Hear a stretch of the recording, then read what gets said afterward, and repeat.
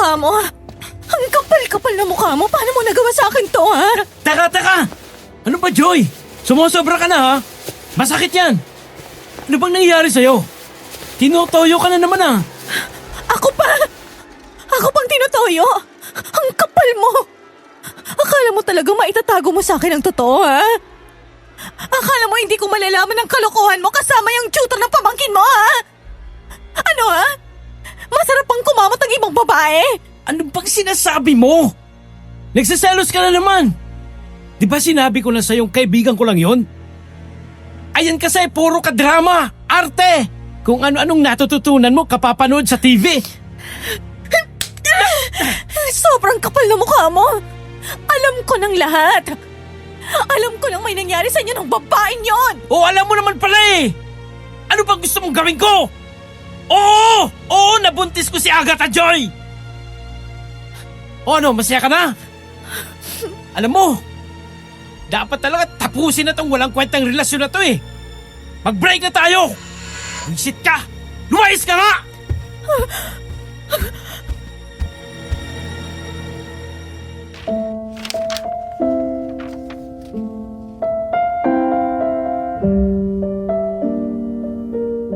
May narinig ka na rin bang kakaibang chismis sa lugar nyo? Paano kung nagparaya ka sa babaeng mahal mo, sa taong akala mo magbibigay sa kanya ng saya, pero nauwi ang lahat sa pagkadurog ng puso niya? Anong gagawin mo? Ipaglalaban mo ba siya sa pagkakataong ito o hahayaan mo na lang na sumaya siya sa iba? Kung ikay may kasagutan, baka pwede namang paki-comment sa ibaba at magbabasa ako. Kung gusto mong malaman ang sumunod na nangyari matapos makipaghiwalay ni Joy kay Vincent, pakinggan mo ang kwento ko hanggang dulo dahil baka hindi lang hiwalayan ang nangyari sa kanila. January 1 po ng gabi. Katatapos lang naming magkasiyahan kasama ang pamilya ay bigla kong naalala ang kakambal ko at ang nakaraan namin, Madam Venus. Kaya sinabi ko po yun sa asawa ko na isa sa inyong avid listener na kung gusto ko raw ay sumulat ako sa inyo para gumaan ang loob ko at maisarado na namin ng husto ang parte ng buhay namin yon. Kaya po hiniram ko sa anak ko ang laptop niya at nag-type. Bago po ako magsimula, ay magpapakilala muna ako. Tawagin niyo na lang ako sa pangalang Alfred. Hindi ko tunay na pangalan. 59 years old at nakatira sa Bulacan. Ang eksaktong lugar at pangalan ng mga karakter dito ay sadya kong iniba para sa kaligtasan nila. Ang ikukwento ko po sa inyo ay nangyari ilang dekada na ang nakararaan. Hindi ko makakalimutan dahil doon nasubok ang buong pagkatao ko at kung bakit ako ngayon nandito.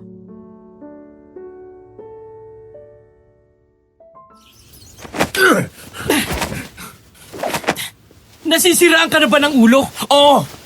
Dahil hindi ako makapaniwalang nagawa mo yan kay Joy. Vincent, halos 5 taon kayo magkarelasyon. Pagkatapos ay itinapon mo yun para sa panandali ang sarap. Anong kahibangan ang pumasok dyan sa kokote mo? Dahil sa babaeng yun? Wala kang pakialam. Ayaw niyang ibigay. Ayaw niyang pumayag eh. Kaya sa iba ko hinanap. At saka ano bang pakialam mo?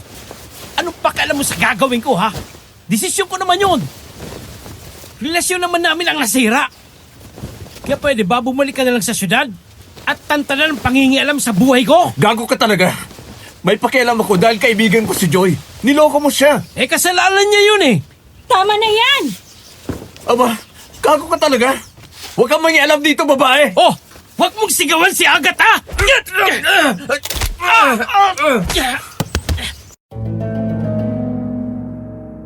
Gigil na gigil ako sa kakambal ko, Madam Venus, dahil sa walang kwenta niyang dahilan. Kakauwi ko lang po kasi galing sa trabaho ko sa Manila kaya ngayon ko lang din nalaman ang ginawang kagaguhan ni Vincent sa girlfriend nitong si Joy. Nakabuntis pala ang hayop at kasalukuyang naninirahan kasama nito sa bahay ng namatay naming mga magulang. Galit akong tumigil sa pagsuntok kay Vincent at agad itong dinaluhan ng kabit nito sa lapag. Imbis na ubusin ang oras ko kay Vincent, lumabas na lang ako ng bahay para puntahan si Joy. Pagdating ko sa kanila, sinabihan akong wala daw ito roon kaya naman hinanap ko siya. Tinawagan ko pa ang mga kakilala ko para lang malaman kung nasan siya. At sa bar sa pinakasentro ng bayan ko siya natagpuan.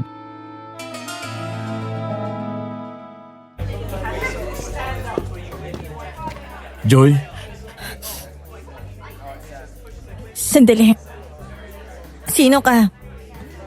Yung gagong ex-boyfriend ko? O yung anghel niyang kakambal? si Alfred to Joy.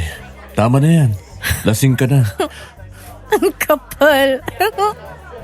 Ang kapal ng mukha niya. Paano niya nagawa sa akin to?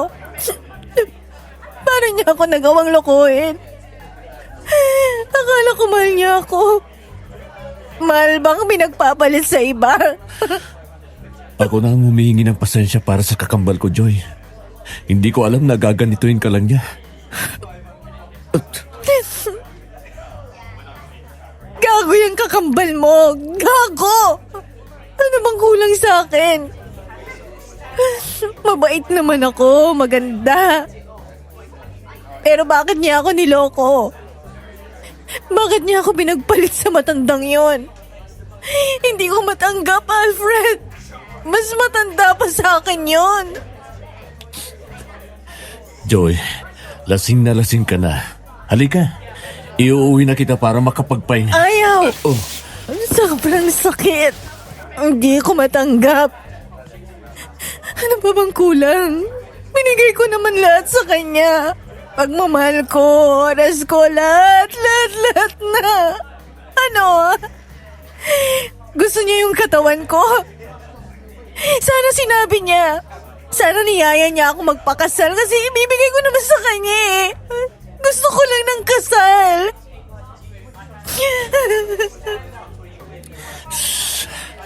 walang mali sa'yo. Sa kanila meron kasi sila ang nanloko. Hindi ka dapat magduda sa sarili mo, Joy. Dahil maganda ka.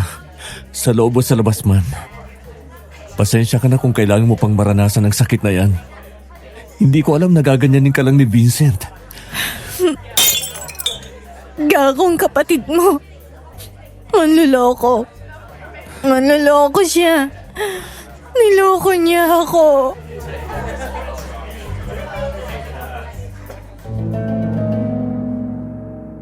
Bumuntong hininga ako sa pinaghalong awa at habag para kay Joy, Madam Venus. Nakayukyok na kasi ito sa lamesa at tuluyan nang nawala ng malay. Tinawag ko ang waiter para kunin ang bill niya. Binayaran ko na yon at binuhat palabas ng bar. Sa isip ko, ilang beses kong paulit-ulit na pinagmumura si Vincent sa ginawa niya kay Joy. Hindi deserve yun ang dalaga. Nakilala ko si Joy nung lumipat ang mga ito sa barangay namin galing Mindoro. Tandang-tanda ko pa po yun dahil nasa huling taon ko na ng kolehiyo at nasa unang taon ng dalaga. Unang kita ko pa lang sa kanya ay nagustuhan ko na siya agad, Madam Venus. Mabait kasi ito, magalang, at higit sa lahat maganda. Kakaiba ang gandang taglay niya. Pilipinang-Pilipina ang dating. Sa puro at maitim nitong buhok, sa moreno niyang kulay. Naging magkaibigan po kaming dalawa dahil na rin sa mga nanay namin. Wala nga lang ako nagawa ng ligawan siyang una ni Vincent. Nagparaya na lang ako, Madam Venus. Kasi akala ko, mamahalin at aalagaan siya ni Vincent ng husto. Pero nagkamali po ako. Kung alam ko lang nalolokohin niya si Joy ng ganito, sana lumaban ako noon.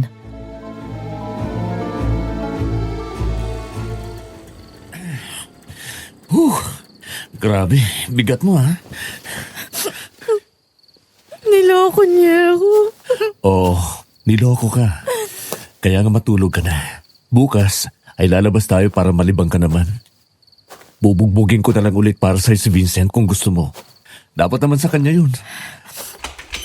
Dapat nakatunog ako. Dapat nakita ko. Walang makakaalam nun, Joy. Lalo pat buwang tiwala mo sa kanilang dalawa. Huwag mo nang isipin yun ngayon. Matulog ka ng maimbing. Kung sana ipinaglaban kita noon, hindi ka sana masasaktan ng ganito. Sabi ko na nga ba eh. Oh. May pagnanasa ka sa girlfriend ko. Ano ngayon, gusto mo siyang sulutin? Anong ginagawa mo rito? Paano ka nakapasok? Dumaan ako sa pinto. Ikaw, anong ginagawa mo rito? Akala mo, hindi ko narinig ang pinagsasabi mo? Narinig ko! Kukunin ko lang yung mga binigay kong gamit kay Joy. Utang din muna ako kasi gustong makipag-date ni Agatha. Gusto mo ba talaga madagdagan ang sakit mo sa katawan? Wala kang kukuhanin dito. Wala kang pera na makukuha kay Joy. Napakakapal naman ang mukha mo para nakawan pa siya. Hindi naman ako magnanakaw. Kukunin ko lang yung dapat sa akin. Aba, sayang din yung mga regalo ko sa kanya. Saka yung pinang-date namin noon. Kukuhanin ko. Gago ka talaga. Kahit kakambal kita, Vincent. Kahit gaano pa magalit sa akin ang mga magulang natin, I swear to God, kapag may hinawakan o kinuha kang gamit sa loob ng bahay nito, sisiguraduhin kong padudurog ang daliri mo at ibang buto sa katawan. Panira ka naman, pre. Para ilang libo lang gaganyanin mo ko. Hindi! Kung wala kang kayan sa katawan mo, pues ako meron, Vincent. Nagmamakaawa ko sa'yo. Umalis ka na rito at huwag ka nang babalik pa. Wala kang makukuha kay Joy. Baduy mo! Sige nga, ikaw nga ang bubili ng ulam mamaya. Gusto ni Agatha at ng baby namin yung litsong kawali. Yung malutong, ha? Layas!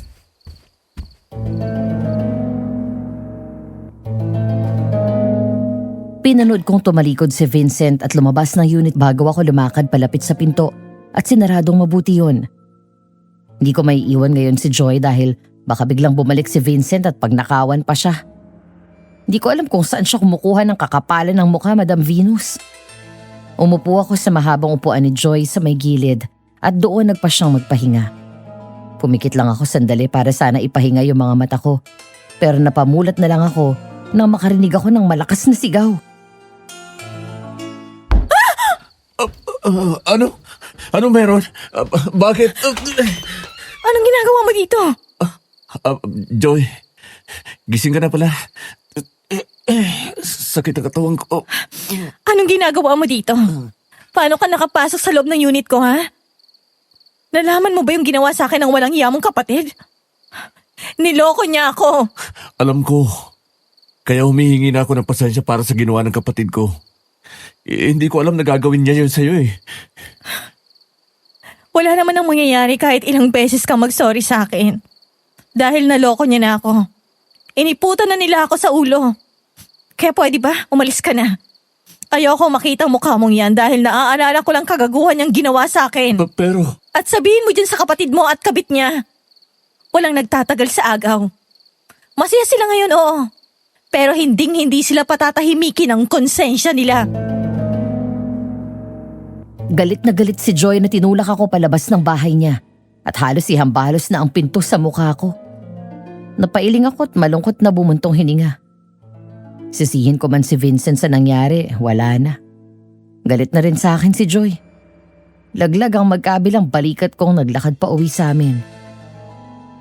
Dahil nga kapitbahay lang kami, nakarating ako agad sa bahay. Akala ko pahingang makukuha ko ron pero nagkamali ako dahil sumalubong sa akin ang magulong sala at malakas na bangayan. Ang sabi mo, bibili mo ko ng lechon. Gusto ko ng lechon, Vincent.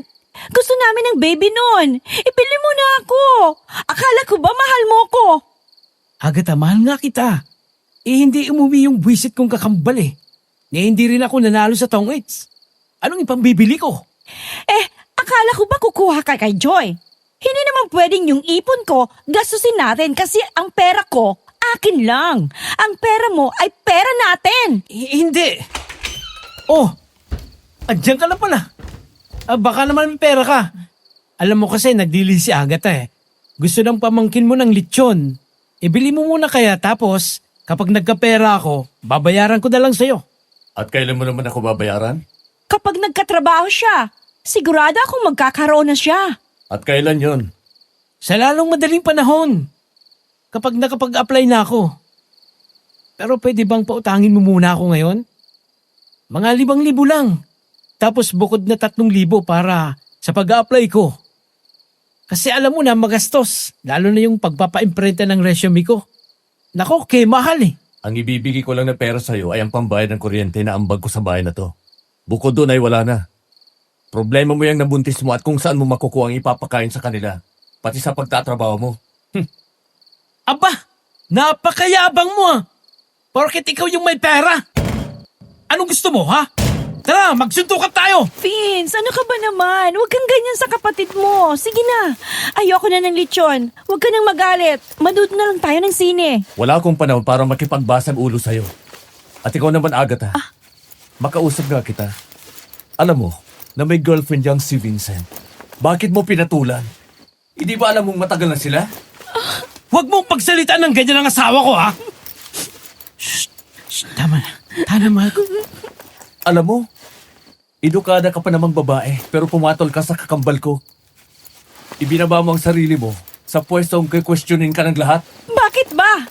Mahal namin ang isa't isa. Saka matagal nang nagkakalabuan sina Vince at Joy. Kaya hiwalay na sila. Pwede nang makipagrelasyon sa ibang kakambal mo.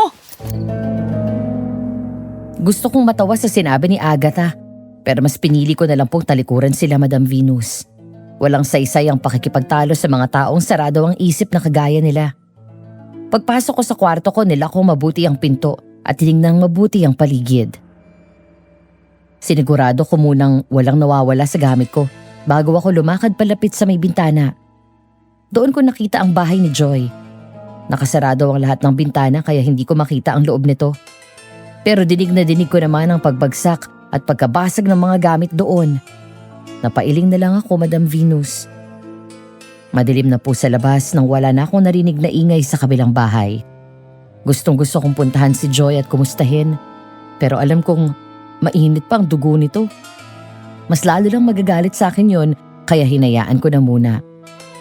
Natulog ako ng gabing yon na siya ang iniisip, kaya naman nang magmulat ako ng mata, agad akong kumilos kinabukasan at lumabas ng bahay.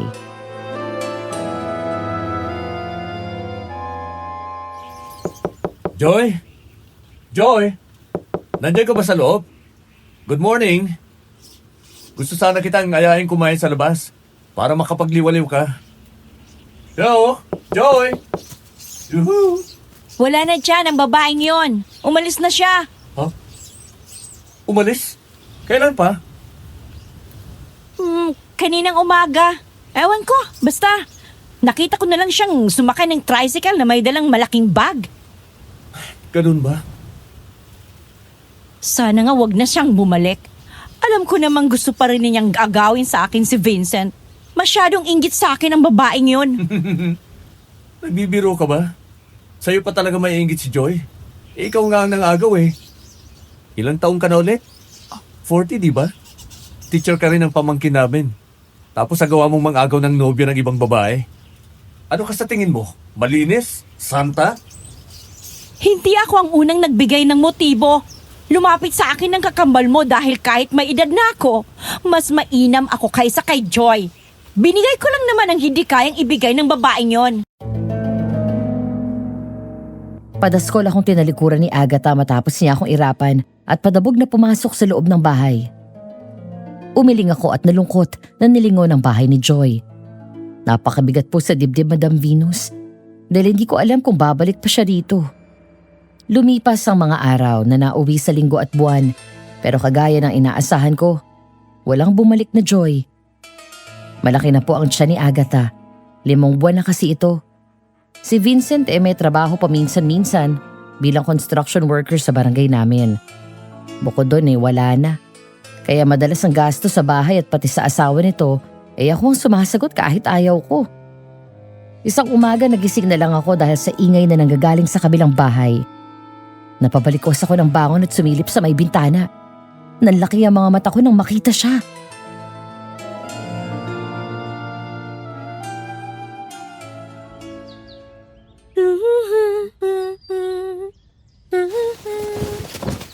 Joy? Uy, magandang umaga, Alfred. Diyan ka na pala namamalagi. Akala ko lumuwas ka na ng syudad. Oo. Hinihintay kasi kitang bumalik. Tapos, naisipan kong sabayan na lang magtrabaho pa samantala. Ikaw, buti nakauwi ka na. Akala ko hindi ka na babalik. Gumanda ka eh. Ikaw talaga. Napaka-bolero mo. Tsaka kailangan ko talaga yung pag-uwi ko sa probinsya. Para alam mo na, para maka-move on sa kapatid mong gago. Gusto nga kitang kausapin tungkol doon. Para formal na humingi ng dispensa sa'yo at sa mga magulang mo.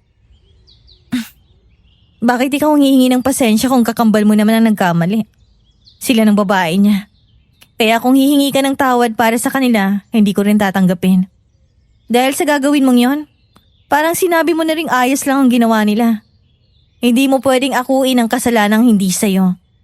Bigyan mo naman ng pagkakataong magkabayag ang kakambal mo. Naintindihan ko, Joy. Pasensya na kung naisip mong hindi ko kinukundina ang kasalanan nila. Gusto ko lang... Ayos lang yun. Basta wag mo nang uulitin.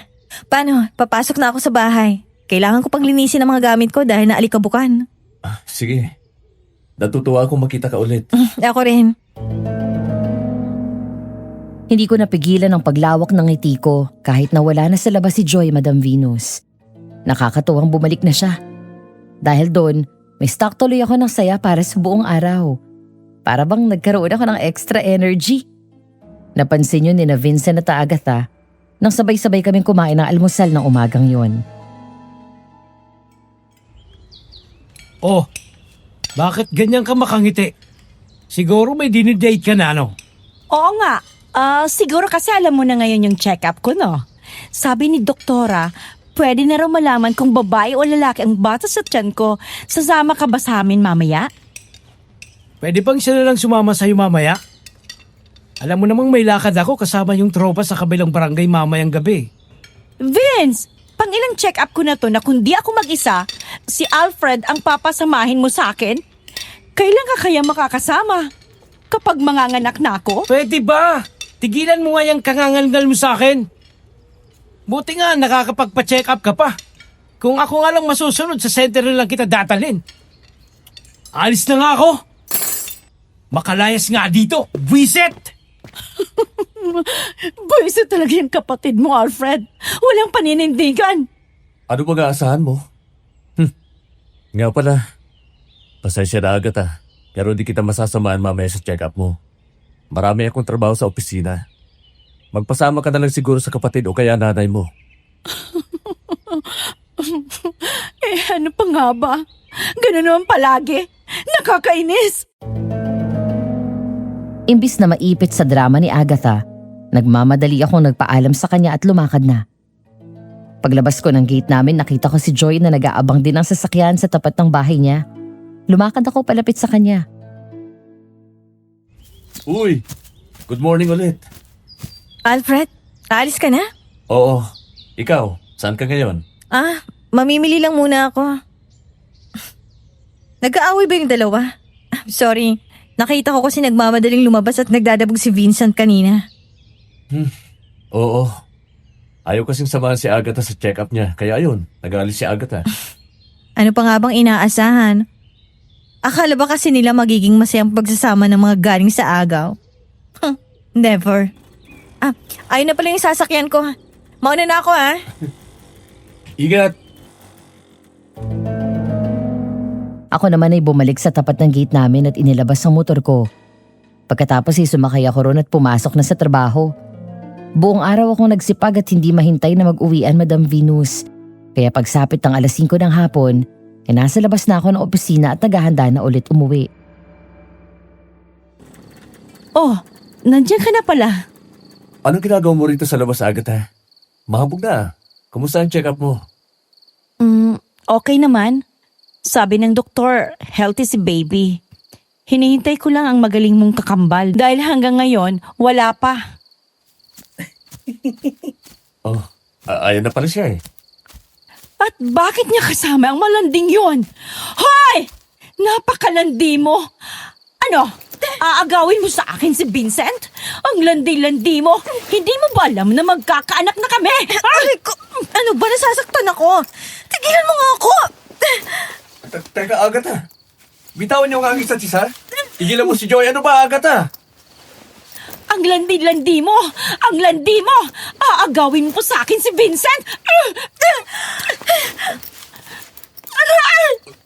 Huwag mo namang ipahalatang takot ka sa sarili mong multo. Huwag mo akong igaya sa'yo makati ka na kahit alam mong may karelasyon na, naglandi ka pa rin. Kaya pwede ba? Tigilan mong pagbibintang sa akin? Agatha, pwede ba? Huwag ka nang magkipag-away. Buntis ka. Paano na lang kung may mangyaring masama sa'yo? Huwag ka namang irresponsabling ina. At ako pa? Ako pa ngayon ang irresponsable? Eh, ikaw nga itong irresponsable. Eto ba yung pinangako mo sa aking magandang buhay? Ha? Tapos lalandi ka? Magloloko ka? Babalik ka sa babaeng yan? Alam mo, nakakahiya ka. Tayo na sa loob. Joy, pagpasensyahan mo si Agatha ha.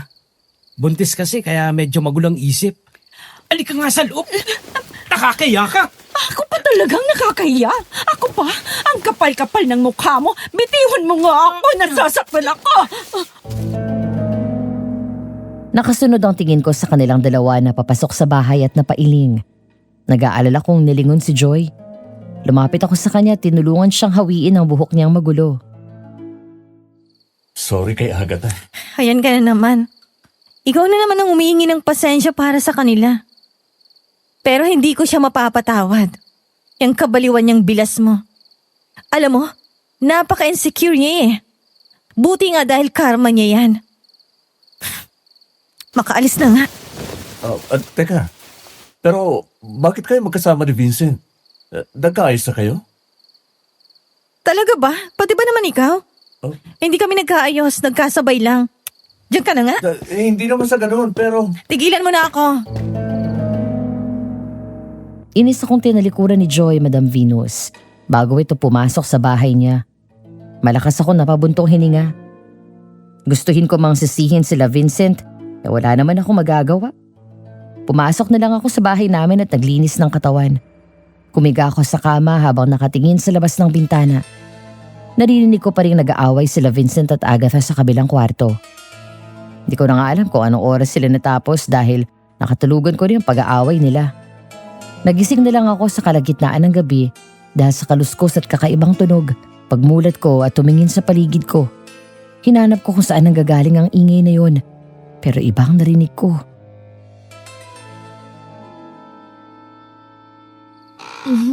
Vincent, ano ba yung orasan mo? Patigilan mo nga. Agatha naman. Kaping-gabi na. Ano na naman? Eh, naiirita ako sa tunog ng orasan mo. Ano ba yan? Tik-tik ng tik-tik. Oh, Vincent! Aswang yon! Baka aswang yun gustong kainin ng baby natin. Ano ka pa naman? Nakita mo namang natutulog ako. Aswang ka ng aswang. Wala namang aswang eh. Pero... Baka butiki lang yun. Visit!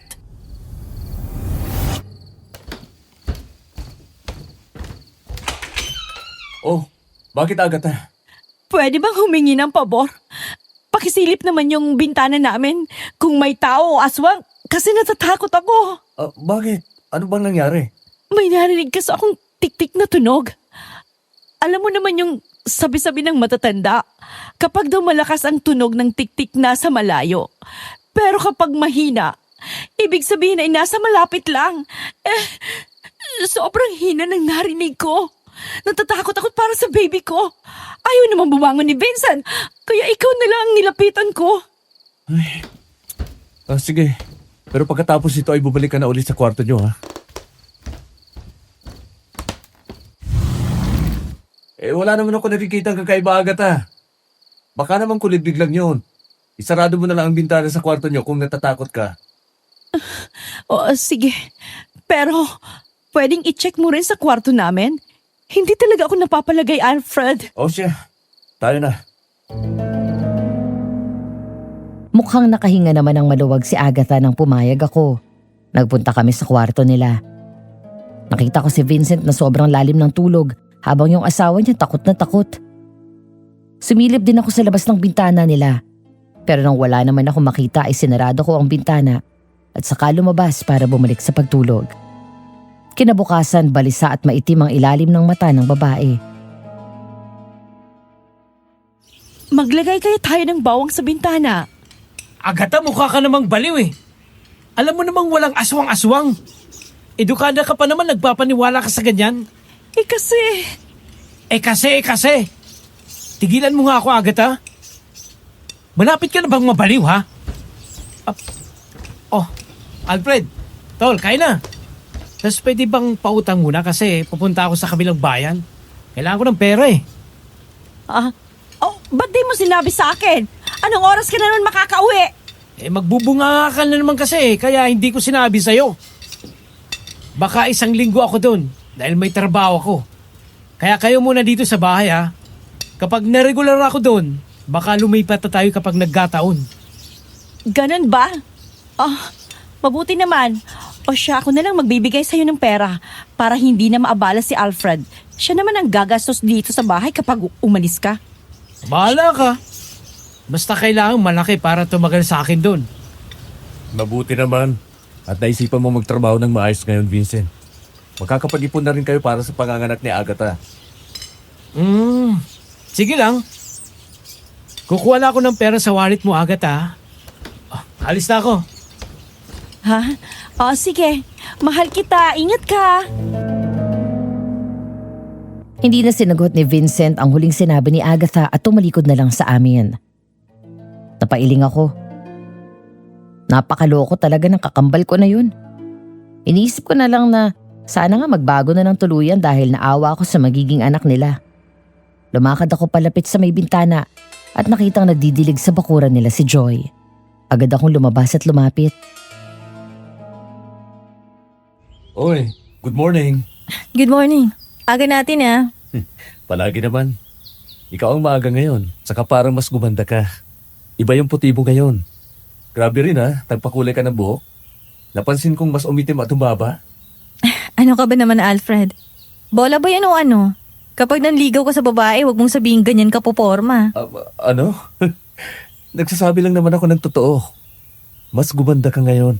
Nakabuti yung pagpunta mo sa probinsya ninyo. Totoo naman. Kung may gusto akong ipagpasalamat sa kapatid mo, ay yung niloko niya ako. Dahil kung hindi doon, hindi ko makikilala ang sarili ko. Anong ibig mo sabihin? Siyempre, nakita ko yung halaga ko bilang tao, bilang babae. May pa nga pala ako. Kumusta nung hilaw mong bilas? Ano? Galit na galit sa akin kahapon, parang asong takot maagawan ng buto. Ayun nga. Nag-aaway sila tapos nagising pa kagabi. Pinasili pa sa akin yung bintana sa labas dahil naririnig daw siyang aswang. Panay daw kasi tik-tik. Ayun, hindi yata nakatulog sa takot. Gaano katakot? Sobra. Oh, saan ka pupunta? May nakalimutan ako sa loob. Sige. Nagtataka na lang ako nang biglang umalis si Joy. Di pa naman niya tapos diligan ang mga halaman niya. Napabuntong hininga na lang ako at muling pumasok sa loob ng bahay namin. Nakaligpit na ang mga gamit na plato sa mesa. Mag-isa na lang akong kumain ng almusal. Natagalan ako sa pag-uwi dahil marami akong tinapos na trabaho sa opisina. Madilim na sa labas nang makauwi ako. Pinarada ko ang motor ko sa may gilid na akmang papasok sa loob ng bahay nang mapansin ko ang isang napakaitim na kung anong nakasabit sa may bintana ng kwarto ni na Vincent at Agatha. Dahan-dahan akong naglakad para lapitan yun at gano'n na lang ang sinda ko nang mapagtanto kong para yung binilog na malaking buhok. Nanginginig kong kinuha ang 2x2 sa gilid at inangat sa ere. Saktong lumingon ang halimaw na nababalot ng mahabang buhok. Nakakatakot ang mukha nito, Madam Venus. Merong mahabang dila, malabungong mukha at malalaking mga mata. Napaatras ako kasabay ng pag-angil nito ng malakas. Nagulat ako nang tumalon nito sa mga bubungan palayo sa bahay namin. Nagising na lang ako sa realidad mula sa nasaksihan ko nang marinig ang malakas na sigaw ni Agatha.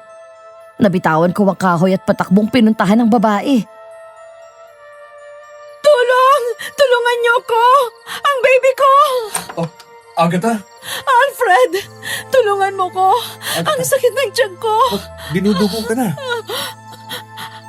Dalhin mo ako sa ospital, Alfred! Ang baby ko! Sige, tara na. Dali-dali kong binuhat si Agatha, Madam Venus. Pagkatapos bumaba kaming dalawa.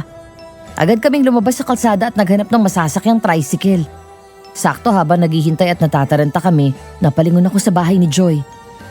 Nakita ko ito nakasilip sa may bintana at nakangisi. Agad kong winaksi ang maraming katanungan sa isip ko nang may humintong tricycle sa harapan namin. Agad kong pinasok sa loob si Agatha at nagpadala sa ospital. Pagkarating namin doon, ay agad kaming inasikaso. Wala nang malay tao si Agatha dahil daw sa pinaghalo-halong stress at pagod. Napaupo ako sa silya sa gilid ng kama ng babae. Mabuti na lang at hindi nawala ang anak nila. Kung nagkataon, hindi ko alam kung paano ko yun sasabihin sa kakambal ko. Ilang oras ang lumipas at nagmulat na ng mata si Agatha. Ano nangyari? Nasaan ang baby ko? Kumusta siya? Kumalma ka muna, Agatha. Ayos lang kayo ng baby mo. Dala daw ng stress kaya ka dinugo, kaya kalman mo lang. Mabuti naman. Akala ko talaga mawawala na sa akin ang baby ko. Salamat, Alfred. Walang anuman yon. Basta magpalakas ka. Bukas daw ay pwede ka nang lumabas, sabi ng doktor, kaya dito muna tayo. Babantayan mo ko? Oo. Pero tatawagan ko muna si Vincent para ipaalam sa kanya ang nangyari sa'yo.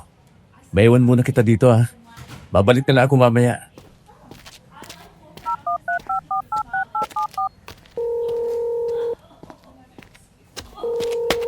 Sagutin mo na, Vince. Sagot na. Oh, ano? Ano ba yun? Kaalis ko lang tawag naman kayo ng tawag. Umuwi ka na dito. May nangyari sa mag-ina mo. Nasa ospital kami. Anong nangyari sa kanila? Tsaka nandiyan ka naman Kayang-kaya mo na yan. Talaga bang wala ka ng puso? Mag-ina mo? Ayaw mo malang puntahan?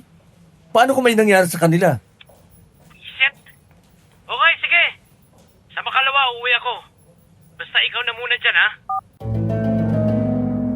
Binaba agad ni Vincent ang telepono matapos niyang sabihin sa akin yon, Madam Venus. Bagsak ang balikat kong bumalik sa kwarto ni Agatha. Nakatulog itong muli kaya hindi na ako tumuloy sa pagpasok. Manong, bayad po. Salamat. Oh, nandiyan ka na pala, Alfred. Saan ka galing? Nakita ko kayo kanina ni Agatha na nagmamadaling umalis. Kamunti ka na siyang makunan. Ha? Dinala ko siya sa ospital. Mabuti nga at naagapan. Nailigtas pa yung baby. Ah, kinarma na yata. Pero biro lang. Ah, saan ka na ngayon? Kukuha lang ako ng gamit pero babalik din ako ron para bantayan si Agatha. Wala pa kasi si Vincent eh. Okay, sige. Mag-iingat kayo. Malalim ang mga tingin kong nakasunod kay Joy nang pumasok ito sa bahay nito, Madam Venus. Hindi ko pumawari pero may pakiramdam akong may alam siya sa nangyayari kanina. Naging mabilis ang paglipas ng oras.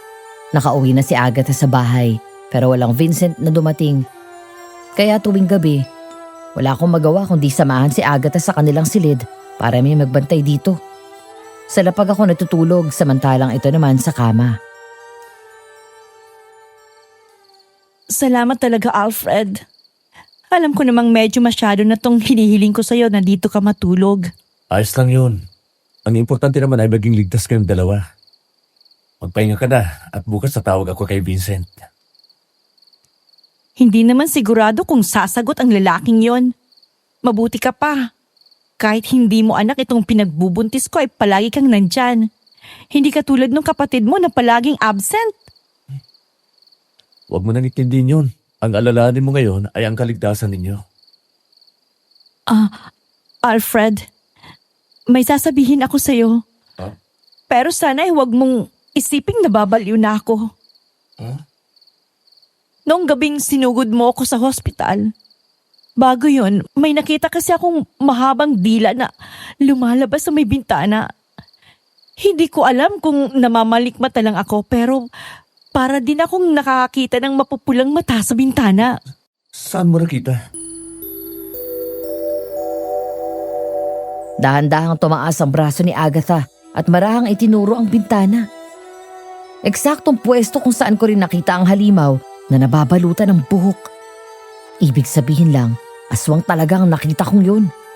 Kung hindi siguro ako umabot, baka nakunan na talaga ang asawa ng kakambal ko. Kaya natatakot ako, Alfred. Baka bumalik siya.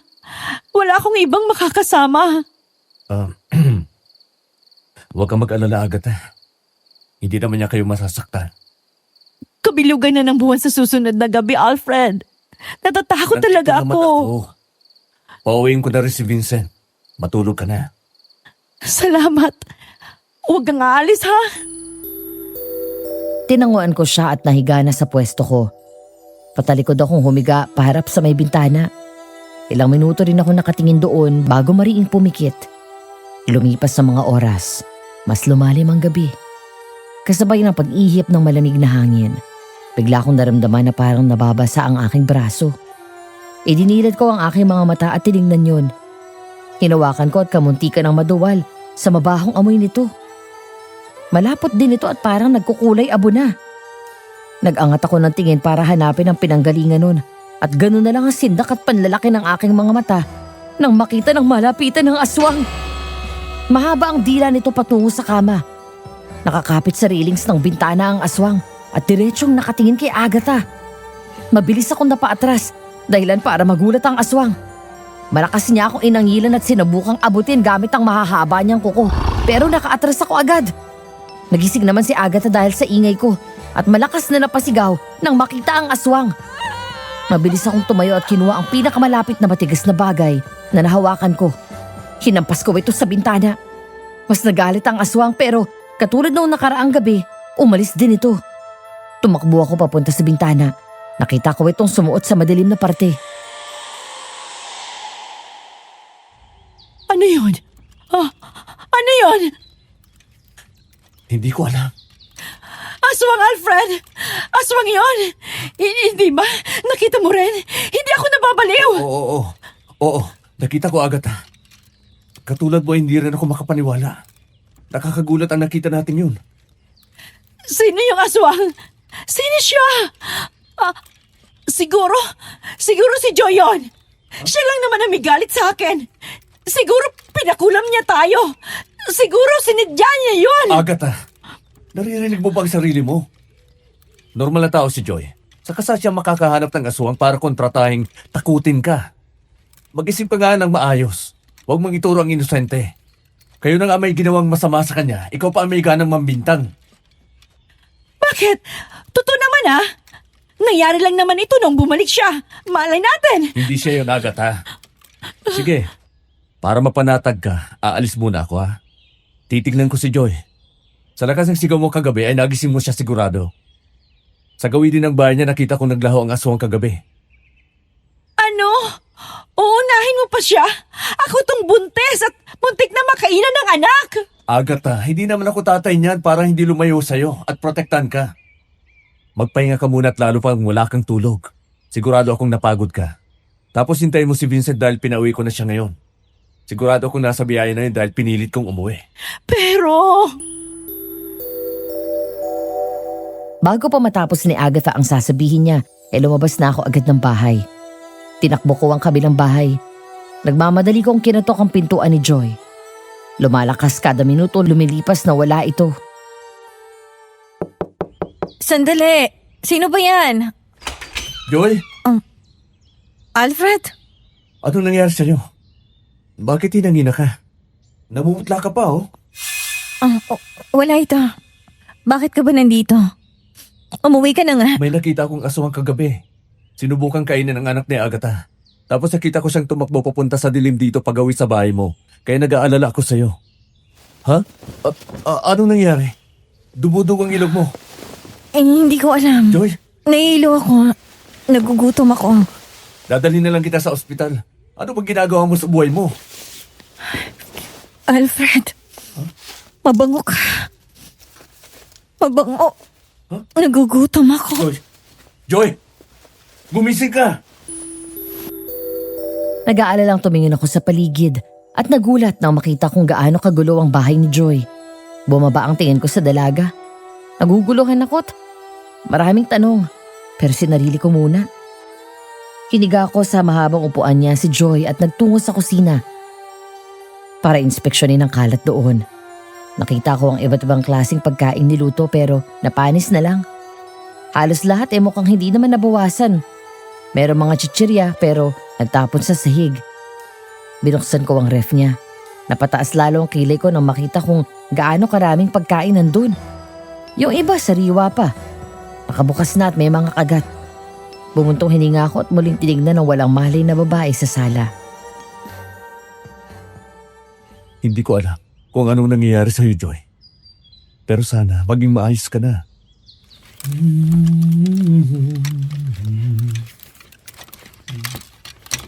Alfred? Ha? Anong ginagawa mo rito? Teka, naglinis ka ba ng bahay ko? Oo, magulo kasi.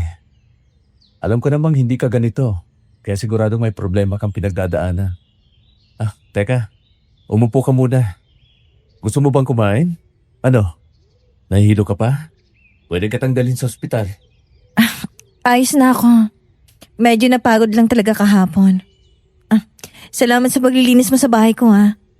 Pwede ka nang umalis. Kaya ko na. Sigurado ka ba? Namumutla ka pa. Ano ba? Sinabi ko na umalis ka na. Ano bang hindi mo maintindihan, Ton? Gusto kong mapag-isa kaya umalis ka na. Lumayas ka na sa bahay ko. Hindi kita kailangan. Gusto lang kitang tulugan, Joy. Pero kung yan ang gusto mo, ay gagawin ko. Kung may iba ka pang kailangan, tawagin mo lang ako sa kabila.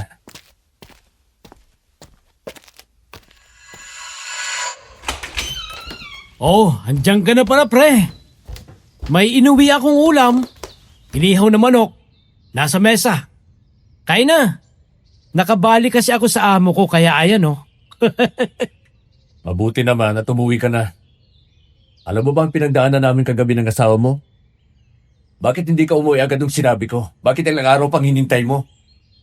Huwag mong sabihin gagatungan mo yung sinabi ni Agatha na may nakita siyang aswang at gustong kainin ng baby namin ha. Matanda ka na, Alfred. At hindi hamak na mas matino ang pag-iisip sa kanya. Kaya huwag mo siyang kampihan. Gago ka ba talaga? Nakita namin ang aswang. Nakita ko. Isa pa kahit walang aswang, kamunti ka ng makuna ng asawa mo. Kaya dapat ay umuwi ka kasi responsibilidad mo siya. May trabaho ako.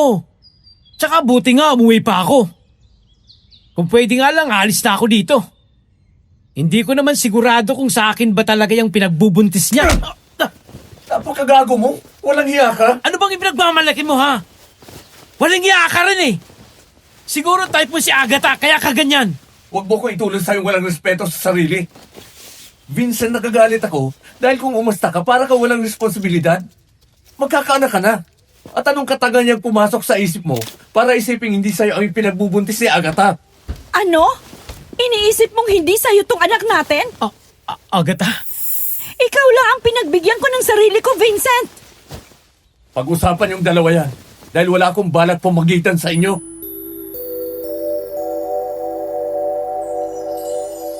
Nagpupunas ako ng gilid ng labing, pumanik sa ikalawang palapag at pumasok sa kwarto ko, Madam Venus. Naiinis akong pinagsisipa ang paa ng kama ko bago padabog na umupo doon. Itinulog ko na lang yung inis. Kaya nang muli akong dumilat, madilim na sa labas ng bahay. Tumayo ako sa pagkakahiga at sumilip sa labas ng bintana. Kumunot ang noo ko nang makita ko si Joy na naglalakad palabas ng bahay nito. Lumilingali nga pa sa paligid bago tumakbo sa malayo. Parang nagising ang diwa ko at mabilis na lumabas ng kwarto para bumaba sa hagdan at sumunod sa dalaga. Malayo ang ginawa kong pagitan namin. Sinigurado kong hindi niya ako makikita hanggang sa makarating kami sa bandang bukid. Nandito ang iba't ibang klase ng hayop na pwedeng iwanan, katulad ng baka, kalabaw at kambing. Marami kasing damo kaya mas madaling pag-iwanan ng mga alaga. Nagtago ako sa malaking puno at pinanood na lang ang susunod na hakbang ni Joy. Huminto kasi ito sa pwesto ng mga kambing. Napalunok ako na makita ang sunod nitong ginawa. Maingay ang kambing na hinawakan nito sa leeg at walang ano-anong humaba ang mga kuko ni Joy. Kasabay ng paghaba ng buhok nito. Sa kanya biglang kinagat sa leeg ang kaawa-awang kambing. Malakas na umiyak ang hayop. Pumapalag pa ito pero ilang minuto lang ay nawala na yun. Ang narinig ko na lang ay ang tunog ng pagkain ng kung ano at ang bagsak ng walang buhay na kambing. Dahan-dahan akong lumabas sa pinagtataguan ko. Marahas at parang gutom na kumakain si Joy. Na para bang yun ang unang pagkakataon niyang makakain ng karne. Joy! Anong nangyari sa'yo? Alfred, Puso ng kambing. Nagbago ka ng anyo? Ikaw ang aswang na gustong pumatay sa anak ni Vincent at Agatha? gutom na ako, Alfred. Gusto ko lang kumain ulit. Nahihirapan na ako. Isa pa, hindi ko intensyong makunan si Agatha. Tinatakot ko lang siya para alam niyang pakiramdam ng matakot mawalan. Wala naman akong balak kainin ng anak niya. Kahit na! Bakit ka? Paano ka naging aswang? Alfred, hayaan mo na lang ako. Huwag mo na lang akong pakialaman. Anong hayaan? Naririnig mo ba ang sarili mo? Paano kung makapatay ka? Paano kung... Nakokontrol ko ang sarili ko. Paano kung dumating sa hindi na? Narinig mo ba ang sarili mo kanina? Gutom na gutom ka. Paano kung matukso ka isang gabi na kainin ng ibang bata? Tao! Joy, nag-iisip ka ba? Huwag mo akong husgahan na para bang alam mo ang pinagdadaanan ko. Alfred, hindi mo alam ang dinanas ko. Kaya wala kang karapatang questionin ang desisyon ko. Lumayo ka na sa akin. Dahil baka nga magawa ko yung mga sinasabi mo. At ikaw pang una kong makain. Joy, hindi na kita kilala. Paalam, Alfred. Anong nangyari sa'yo, Joy? Umuwi ako sa bahay pagkatapos noon, Madam Venus. Walang idea sina Vincent at Agatha sa nalaman ko. At wala rin akong balak sabihin sa kanila dahil baka kung ano gawin nila kay Joy. Napatingin ako sa kalendaryo kung saan nakasulat ang salitang full moon at mamayang gabi yun. Sabi ng matatanda, lumalakas ang aswang sa kabilugan ng buwan at pakiramdam ko muling susugod si Joy para takutin ang mag-asawa. Dapat ko siyang pigilan. Hindi dahil sa nag-aalala ko kay Agatha kundi sa kanya. Baka makagawa pa siya ng ikapapahamak niya. Kaya naman maghapon kong pinaghandaan ang mga pwedeng mangyari ngayong gabi. Nagtabi ako ng lubid sa kwarto ko at matalim na mga itak. May asin, bawang at krus din na nilalagay ko sa bag para handa ako. Tapos, naghintay ako. Ano ba yan, Agatha? Wag mo nang isarado ang bintana at mainit. Natatakot ako, Vincent. Kanina pa may tumutunog na tik-tik. May aswang sa ayaw mo man o gustong maniwala. Meron at gustong kainin tong anak mo kaya isarado mo na yan. Kabaliwan mo na naman yan, Agatha. Huwag ka kasing manood ng nakakatakot na palabas. Oras na. Vincent, isarado mo na yan. Parang humihilab na naman ang tiyan ko. Ayoko.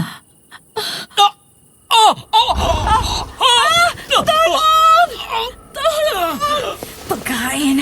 Pagkain! Pagkain! Bitawan mo siya! Huwag kang makialam dito! Swang! Agatha! Masasira niya ang bintana! Tumakbo na kayo! Naabutan kong nakahawak ang aswang sa leeg ni Vincent. Hirap na itong huminga. Kaya naman dumakot ako ng asin at hinagi sa aswang. Malakas itong umangil kasabay ng pag-usok ng braso nito. Nabitawan nito si Vincent, nagulat pa rin sa nangyari. Tapos ay lumapit kay Agatha. Pumagitna naman ako para harangin sila. Hindi ko inaalis ang tingin ko kay Joy na ngayon ay ginigiba ang bintana namin. Sa huling hila nito ay nagawa nitong maalis ang bakal sa pagkakakabit nito sa bintana. Akin ang batang yan! Akin! Hindi pwede! Parang nawawala na talaga sa sarili niya si Joy, Madam Venus. Unang beses ko po itong makita na parang isang nababaliw na aso dahil tumutulo ang mga laway nito at parang isang mabagsik na hayop na handang kainin ng mga walang labang manok. Sumugod ang aswang pero nagawa ko itong salagin. Dumaplis at nag-iwan ng mahabang kalmot sa braso ko ang kuko ni Joy. Tumulo ang sariwang dugo sa aking balat. Naging dahilan yun para mawala ang atensyon nito kay Agatha na naging paraan para kay Vincent na makalapit. Kinuha nito ang itak na nakasabit sa bewang ko at sinaksak sa tiyan si Joy. Hindi! Patayin mo siya! Swang ka! Anong akala mo? Makakain mo ng anak ko? Anong ginawa mo? Bakit mo pinoprotektahan ng aswang? Hindi ko nagawang makasagot, Madam Venus. Bumagsak sa sahig si Joy. Hawak-hawak ang dumudugong tiyan bago nagmamadaling tumakbo palabas ng kwarto. Kitang-kita kong nagtatalo nito sa mga bubong ng bahay. Nagising ang mga kapitbahay na nakatayo sa labas at kitang-kita rin ang aswang. Bago pa man sila makagawa ng hakbang, mabulis akong tumakbo palabas ng kwarto at bahay. Sinundan ko si Joy. Kahit hindi ko alam kung saan siya pupunta at magbabaka sakali pa rin ako.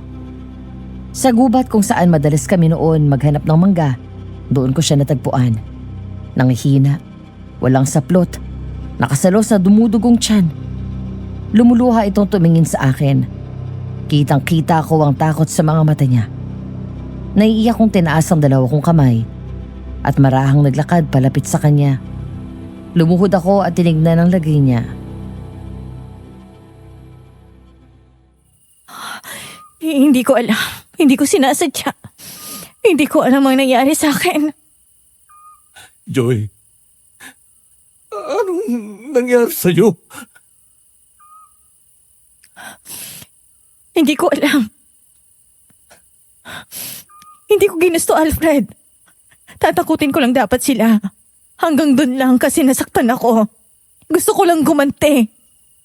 Hindi ko gustong mawala yung baby. Pero habang nandun ako, hindi ko mapigilan ang sarili ko. Amoy na amoy kong mabangong aroma ng baby. Gusto kong kainin. Nawala ako sa sarili ko. Tama ka, Alfred. Tama ka na hindi ko mapipigilan. Gagawa natin ng paraan. Dadalhin muna kita sa ospital. Kailangan mo magamot. Kailangan matay ang sugat mo. Dapat mamatay na lang ako. Paano kung makasakit ako ng ibang tao kapag dinala mo ako sa ospital? Makikita rin nila akong may sugat. Malalaman nilang aswang ako. Dito, hanapin natin! Dito tayo! O, dyan! Sigurado akong dito nagpunta si Alfred. Sinundan niya ang aswang. Dito! Bilis! Baka makalayo! Sige, mga kasama! Alfred, Hindi ka nila makukuha. Bilisan natin! Mga kasama! May dugo dito! Oo nga! Mukhang malapit lang ang aswang! Tayo na! Dali-dali ko pong hinubad ang suot kong t-shirt at pinasuot yon kay Joy. Pagkatapos binuhat ko siya tulad ng mga bagong kasal at tumakbo kami sa kabilang direksyon palayo sa mga humahanap dito. Panay ang lingon ko sa likuran. Nakikita ko kasing naghihiwalay ang mga taong bayan dahil sa apoy sa sulo nito. Kahit hinihingal na ako ay hindi ako huminto hanggang sa makarating kami sa bahay ni Joy. Sa likod kami dumaan dahil baka makita kami ng mga tao sa labas ng kalsada. Dahan-dahan kong hiniga sa lamesa si Joy at kinuha ang first aid kit. Nanginginig ang kamay kong binuksan ng mga bote at pinataka ng agwa oksinada ang sugat ni Joy. Malakas itong sumigaw at mahigpit na kumapit sa akin. Sandali na lang ito. Hindi masyadong malalim ang sugat mo pero kailangan nating tahiin. ayoko na, Alfred. Pagod na ako. Bakit sa akin nangyayari ang lahat ng to? Palulutas natin ang problema mo. Tutulungan kita. Magpahinga ka muna. Mas kailangan mo ng lakas ngayon. Paano? Hindi na ako magiging tao ulit. Hindi natin sigurado yan. Tumahimik si Joy. Kinuha ko ang pagkakataon yon para tapusin na ang paggamot dito. Dahil hindi ko naman ito magagawang tahiin kasi wala naman akong gamit. Nilagyan ko na lang ng maraming gasa at mahigpit na tinali sa bewang nito para magdikit ang balat nito. Pagkatapos noon na tinulungan ko siyang maglinis ng katawan niya at binihisan ng maayos na damit. Paano ka naging aswang? Nung umalis ako, umuwi ako sa probinsya namin. Sa sobrang sama ng loob ko, naghanap ako ng pwedeng paglabasan noon. May nakilala akong matandang babae. Sinabi niya kung gusto kong makaganti ay may paraan. Alam mo nang sa pagiging aswang ang sinasabi niyang paraan? Hindi pa niya sinasabi. Pinapunta niya ako sa bahay niya. Ipinaliwanag niyang magiging proseso. May lulunukin daw akong bato at magkakaroon na ako ng lakas na hindi mapapantayan ng normal na tao. Makakaganti daw ako. Nilunok ko yung bato bago niya sinabing magiging aswang ako. Sa galit ko, hindi ko na inisip na magiging aswang ako. Ang nasa isip ko lang ay makakaganti ako. Habang nasa probinsya ako, tinuturuan ako ng matanda kung paano maging isang aswang. Pinapakain niya ako. Hanggang sa makayanan ko ng mag-isa. Pero wala akong kinaing laman ng tao simula nang bumalik ako. Puro hayop ang kinakain ko. Tapos hindi pa sariwa. Kaya nakita mo ako nangihina. Kaya ako nagawang patayin yung walang muwang na kambing. Dahil hindi na kaya ng pakiramdam ko. Ibig sabihin, nakakain ka na ng laman ng tao? Oo. Para maging isang ganap na aswang, kailangan ko mag-consume ng laman ng tao.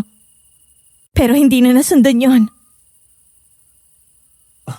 Kung ganun, baka magkaroon pa ng pag-asa. Baka pwede ka pang gumaling. Dali, kumuha ka na ng mga gamit mo.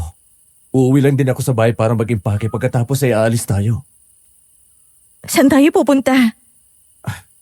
Sa baryo ninyo. Kung doon nagsimula, doon din natin malalaman kung paano ito matatapos. Tara na. Hindi na ako nakapagpaalam ng maayos sa kanya, Madam Venus. Mabilis akong tumayo sa kinauupuan ko at lumabas ng bahay niya. Pumunta ako sa amin kung saan ko nakita ang maraming tao.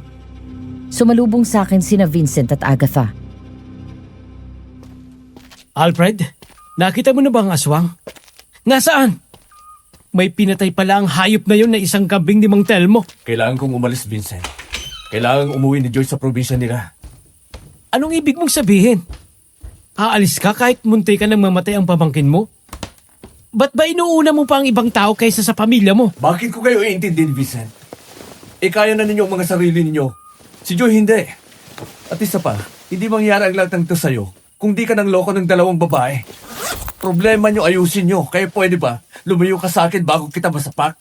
Hindi ko kargo ang anak mo, gago. Aba, gago ka! Anong ipinagmamalaki mo, ha? Tsaka hindi ka pwedeng umalis. Paano na lang ang bahay? Pagkain namin. Vincent, nakaya mong gumawa ng bata. Kaya dapat kaya mo rin silang buhayin. Pasensya na, pero mas kailangan ako ni Joy ngayon. Alfred, aalis ka? Teka, saan ka pupunta? Vincent, pigilan mo siya! Pabayaan mo siya. Wala naman siyang kwenta. Ipinasok ko sa kanang tenga at inilabas sa kaliwa ang mga sinabi ni Vincent, Madam Venus. Habang papalayo ako sa bahay namin, naririnig ko ang bulungan ng mga kapitbahay. Ramdam ko rin ang mapanghusga nilang tingin, pero binaliwala ko yun. Binuhay ko ang motor ko at bumusina ng 3 beses para tawagin si Joy na agad namang lumabas ng bahay nito. Nilak nito ang pinto sa harap pagkatapos lumakad palapit sa akin. Sumakay siya sa likod ko at pinasibat ko na paalis ang motor. Kumapit kang mabuti. Bibilisan ko para maaga rin tayo makarating sa probinsya ninyo. Paano mo nasisigurong may makakatulong sa atin? Paano ka makakahanap nun? Kasi nananalig ako. Mayroon yan. Alam mo ba itong ginagawa mo, Alfred? Sigurado ka na ba talaga? Pwede pa tayong bumalik. Sigurado ako, Joy. Wala nang atrasan to. Pero paano ang trabaho mo? Ang buhay mo? Ang pamilya mo? Kaya na nila Vincent at sarili nila. Ang mga magulang ko naman ay matagal ang patay. Ang trabaho, papaliwanagan ko na lang sila pagbalik natin para kuhanin ng iba pa nating gamit. Bakit mo ginagawa to, Alfred? Hindi ako mahalaga. Mahalaga ka sa akin, Joy. Sobrang halaga mo.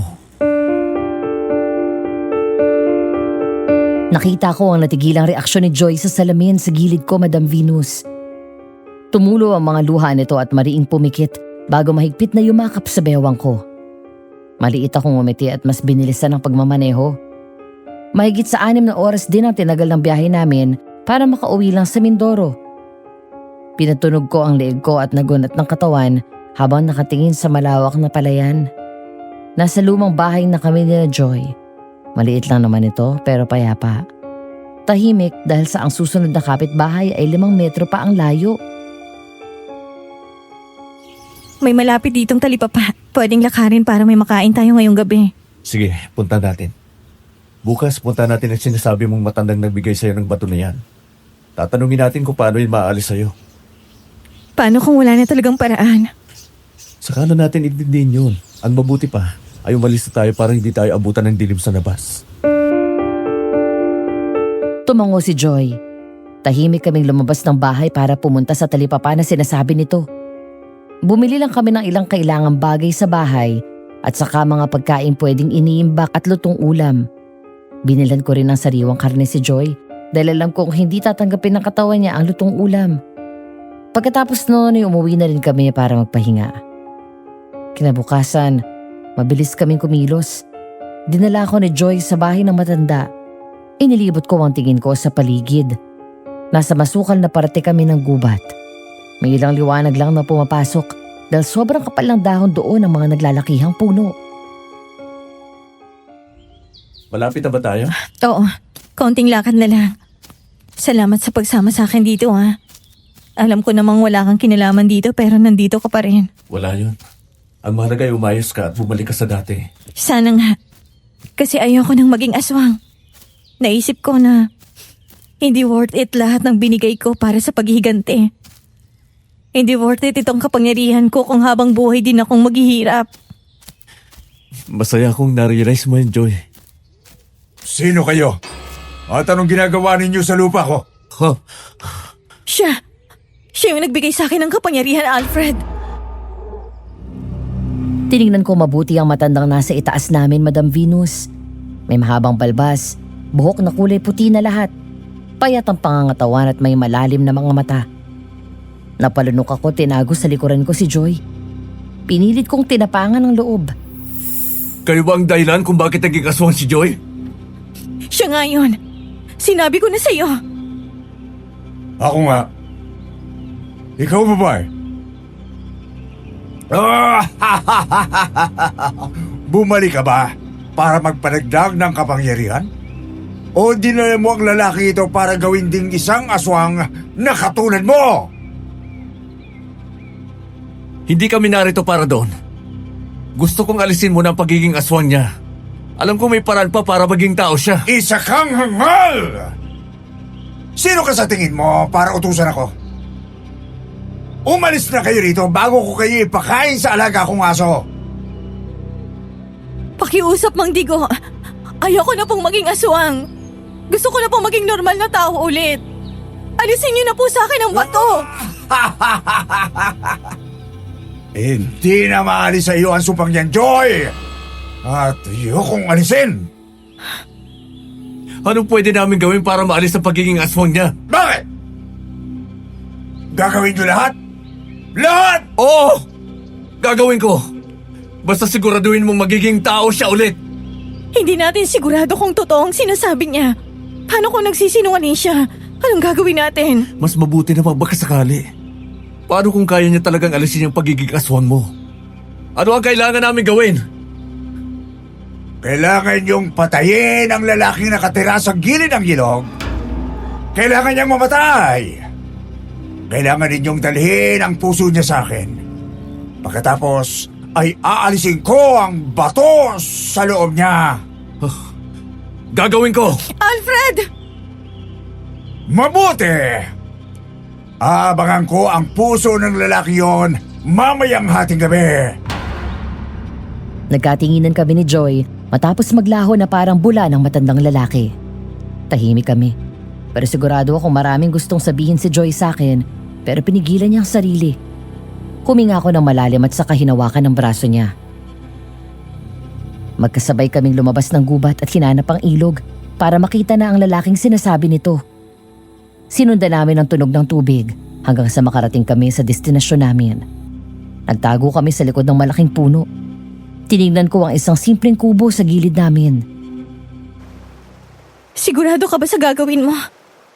May araw pa. Paano kung umatras na tayo? Huwag na tayo. Kailangan! Gusto kong hindi ka na mahirapan at maging isang normal na tao lang. Hindi mo dapat mararanasan yan. Isa pa, mamayang hating gabi, gusto ng matandang yon ang puso ng lalaking to. Hindi pwedeng paabutin natin ng gabi dahil pwede kang magbagong anyo. Pero Wala kang kailangang dapat gawin. Basta dumito ka lang. Maghintay ka sa akin. Lalabas akong dala ang puso ng lalaking yon. sige, mag-iingat ka. Tumango ako sa kanya. Lumibot ang tingin ko sa paligid. Nakita ko ang isang kahoy at mahigpit na hinawakan. Dahan-dahan akong lumakad papunta sa kubo. Sobrang bilis ng tibok ng puso ko, lalo na nung marinig ko ang mga kilos sa loob ng bahay. Tandaan na nandoon ang pakay namin. Nagpakawala ako ng isang buntong hininga, saka tinulak pabukas ang pintuan ng bahay. Akma kong hahampasin ang mga matatandang lalaki na maunahan niya ako. Nagawa niyang suntukin ang dibdib ko. Napaupo ako sa lupa at nabitawan ng itak. Nagmamadali akong bumangon ngunit tinapatan niya ako ng itak sa leeg kaya napatigil ako sa pagtayo. Naghahabol ako ng hininga at akmang sasaksakin sa dibdib nang biglang sumigaw si Joy. Wag! Pakiusap mo siyang saktan! Sino ka? Anong ginagawa ninyo dito? Gusto lang naming mawalang pagiging aswang ko. Kailangan ka raw naming patayin para alisin ni Mang Digong bato sa loob ko. Ano? Pakiusap, wag po! Nababaliw na ba kayo para lumapit sa mangkukulam na yon? Hindi niya magagawang alisin ang pagkaswang mo. Ang matandang yon, baka gusto niyo lang maalis ang tinik sa lalamunan niya. Ano? Anong ibig mong sabihin? Aba, ang mga batang to, lalin lang kayo ng mangkukulam na yon. Pareho kaming natigilan ni Joy sa sinabi ng matanda. Inalayo nito sa akin ang itak at tinulungan akong makatayo. Pagkatapos ay patakbong lumapit sa akin si Joy na mahigpit na yumakap sa bewang ko. Gumanti ako ng yakap sa kanya. Doon naramdaman ko ang mabilis na pagtibok ng puso nito. Mas mabilis pa siguro sa akin. Binalingan ko ng tingin ang matandang lalaki. Binaba nito ang itak at nagsali ng kape sa 2 tasa. Nilingon niya kami at sinenyas ang lumapit. Umupo muna kayo at magkape. Huwag kayong mag-alala. Hindi ako masamang tao. Kakampi ako. Paano kami makakasiguradong walang lasa niyan? Aba, ako nga itong pinagtangkaan ninyong patayin tapos babalik na rin niyo ako. Sige na. Salamat dito. Salamat po. Ano nga po palang pangalan niyo? Ako si Ariel. Tawagin niyo na lang akong Mang Ariel. Kayo mukhang hindi kayo taga rito. Ako po si Joy. Siya naman si Alfred. Kaibigan ko. Galing pa po kami sa ibang probinsya talaga. Bumalik lang kami para sa ng pakay namin. Ulitin niyo nga kung bakit kayo nandito. Kasi po, binigyan ako ng itim na bato ni Mang Digo. Gusto ko nang ipatanggal yon dahil hindi ko na gustong maging aswang. Binago ako ng galit at ayoko mamuhay ng may galit. Sabi niya sa amin kanina, aalisin niya ang bato kapag nadala namin ang puso mo sa kanya mamayang gabi. Parang awa mo na ho, Mang Ariel. Gusto ko lang bumalik sa dati si Joy. Gusto ko siyang maging tao ulit. Pakiusap. Lalaki, kahit gustuhin kong ibigay ang puso ko ay hindi pwede. Dahil marami pang tao ang kailangan ng tulong ko. Kapag namatay ako, mas lalong lalakas ang loob ng mangkukulam na yon para maghasik ng lagim dito sa mundo. Mangkukulam? Oo, isang masamang nilalang ang lalaking yon. Makapangyarihang mangkukulam. Nabubuhay sa puot at galit sa kapwa. Kaya nga dito ako tumira sa bundok dahil dito rin siya nakatira. Doon sa taas. Samantalang nandito ako sa ibaba para bantayan ang mga gagawin niya. May kakayahan kasi siyang gumawa ng isang mabagsik na hayop. Ano hayop? Aswang. Pero mas marahas. Mas mukhang isang mabagsik na hayop. Sa una, aakalain mong normal na aswang lang. Kakain ng laman ng tao, sanggol, may lakas at kakayahan ng isang normal na aswang. Pero habang lumalaon at tumatagal ang pagiging aswang nito, ay mas nagiging mabagsik ang taong yon. Hindi niya alam ang ginagawa niya. Para siyang isang asong nauulol na gusto lamang kumain ng laman. Po? Oo. Kaya kung ginawa kanyang isang aswang, wala nang sagot dyan, kundi kamatay. Hindi totoo yan. May paraan pa para maging tao ulit si Joy. Hindi siya magiging isang aswang. Hindi. Ang sumpang nilalagay ni Digo sa kanyang mga alagad ay masyadong makapangyarihan. Pero may isang taong kayang tapatan ang kapangyarihan yun. Isang albularyo. Kilala niyo po ba? Pakiusap po. Tulungan niyo si Joy. Kahit ano ibibigay ko. Kahit buhay ko. Pakiusap. Uminahon ka, iho. Tutulungan ko kayo. Kaya kong pantayan ang kakayahan ni Digo. Albularyo po ba kayo? Oo. Kaya niya ako gustong ipapatay sa inyo para wala nang kumontra sa kanya. Dahil alam niya hanggat nabubuhay ako ay hindi niya may pagkakalat ang kasama niya. Pwede kitang magamot iha pero ikinalulungkot kong sabihin sa'yo na hindi na may babalik ang dati mong katauhan bilang isang normal na tao.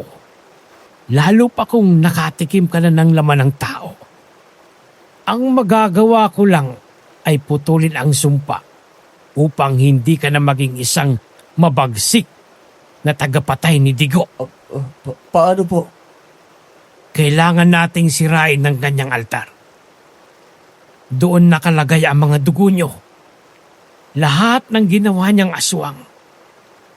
Kapag nasira natin yun, ay mapuputol ang sumpa. Kung ganun, tayo na. Mas mabuti kung ngayon tayo susuko. Iho, huwag kang masyadong mabilis. Naaalala mo ang nangyari sa'yo kanina. Kamunti ka na kitang mapatay. Kailangan nating planuhin tong mabuti. Dahil sigurado akong hindi tayo makakalapit doon nang walang labang nagaganap. Nang walang labanang nagaganap. Kailangan nating mag-ingat.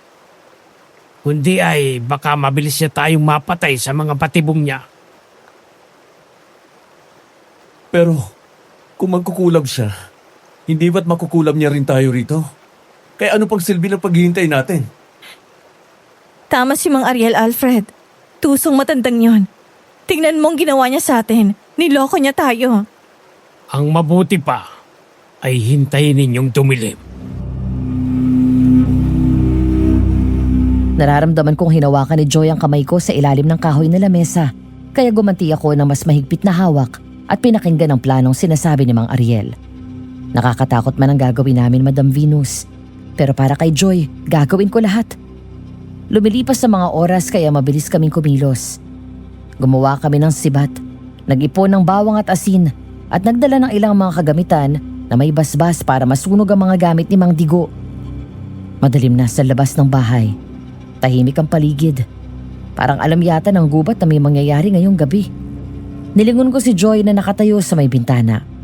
Sinarado ko mabuti ang bag na dadalin ko bago lumapit sa dalaga. Nakatanaw ako sa nagkikinang na langit. Ang lalim ng iniisip mo. Naisip ko lang.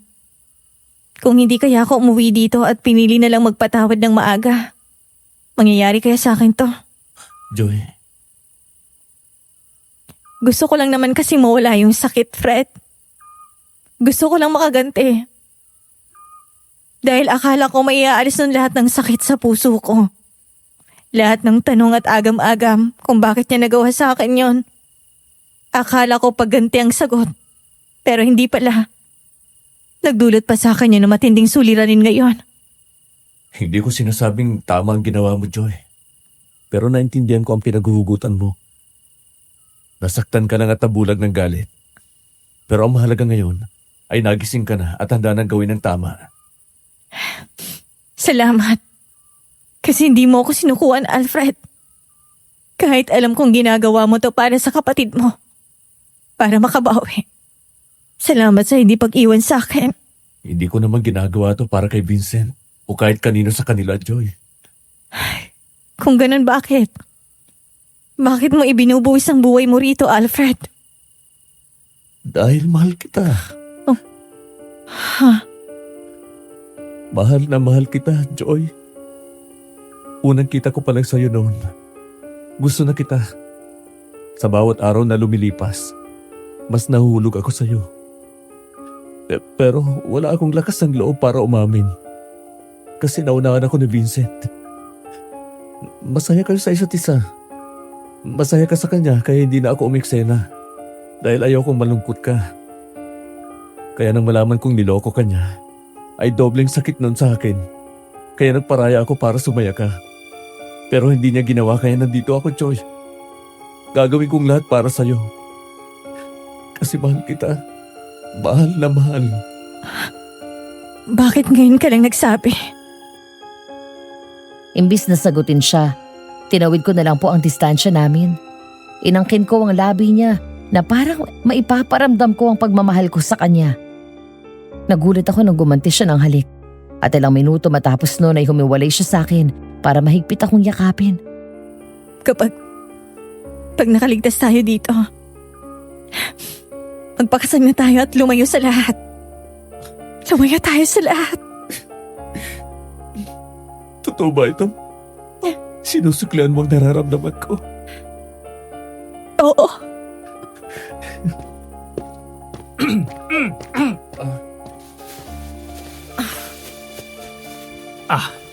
Handa na ba kayong dalawa?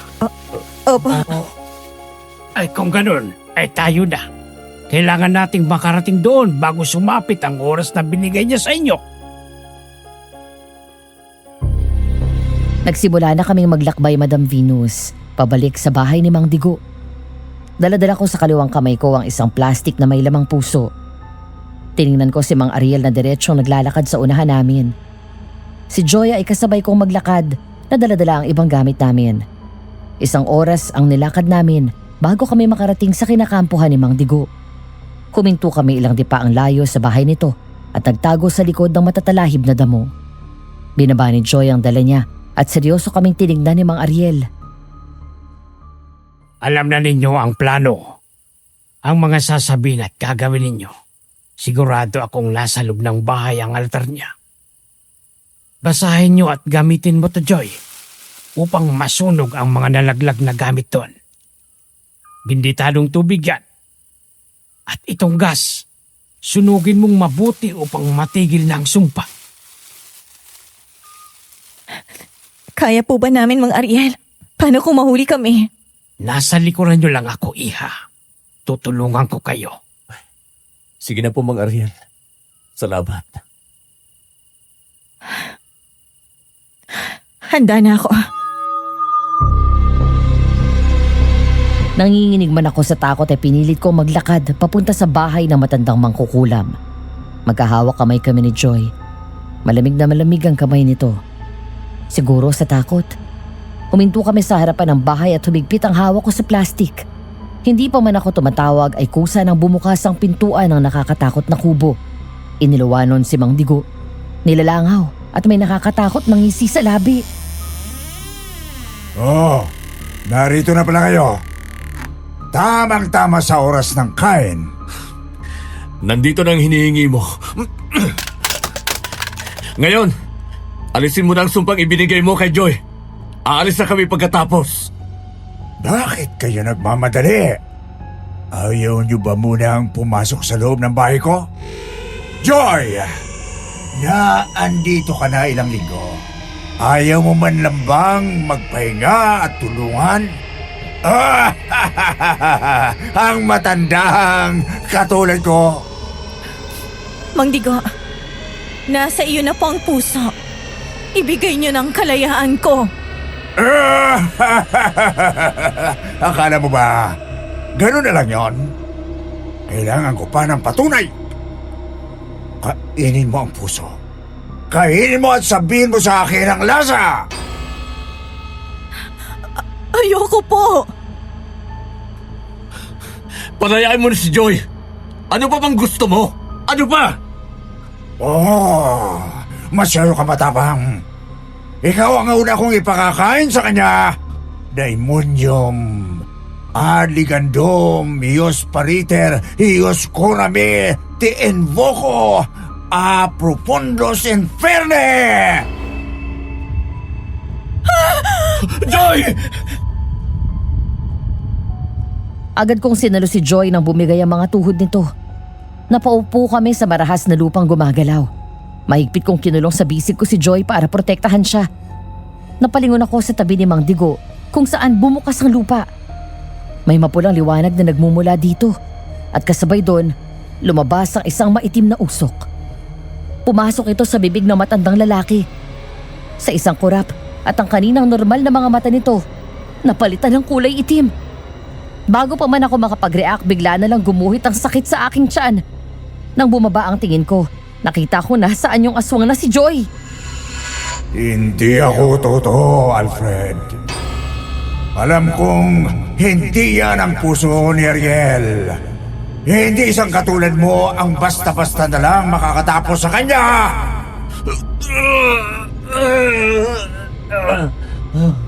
Joy! Tapusin mo na lalaki yan. Tapusin mo siya! Alalahanin mo ang ibinigay nilang sakit sa'yo! Joy! Gumising ka! Hindi ikaw to! Pakawalan mo ang mga bata! Tayong magharap, Digo! Sinasabi ko na, Ariel, tama ko! Hindi mo ako matatalo! Makapangyarihan ako! Yan ang hindi mo sigurado! Mula sa pinagtataguan namin ay lumabas si Mang Ariel. Hawak ang isang buntot pagi at tumatakbo papunta sa amin. Hinagisan nito ng asin si Joy na napahiga sa sakit at pati na rin si Mang Digo na nag-uumpisa ng lumutang sa ere. Mabilis akong tumayo at hawak-hawak ang tiyan kong dumudugo. Mariin akong tumingin sa matanda at hinagi sa akin ang bag na naglalaman ng benditadong tubig, gas, langis at posporo. Mariin ko yung hinawakan. Gawin mo na, Alfred. Sirain mo na ang altar. Hindi! Joy! Pigilan mo siya! Huwag ka nang tumakbo, Alfred. Pangako, magiging madali lang ang kamatayan mo. Joy, sinabi kong mahal kita, pero hindi ko papayagan ang ganyang ugali. Bumalik ka na sa akin. Magpapakasal at magpapakalayo na tayo pagkatapos nito. Sino nagsabing sasama pa ako sa'yo? Kapag napatay ang Panginoon ko ng albularyong yon at napatay kita, isusunod ko ang kapatid mo, ang anak nila, at lahat ng mahal niya sa buhay! Kung ganun, pasensya na muna tayo. Mahal kita.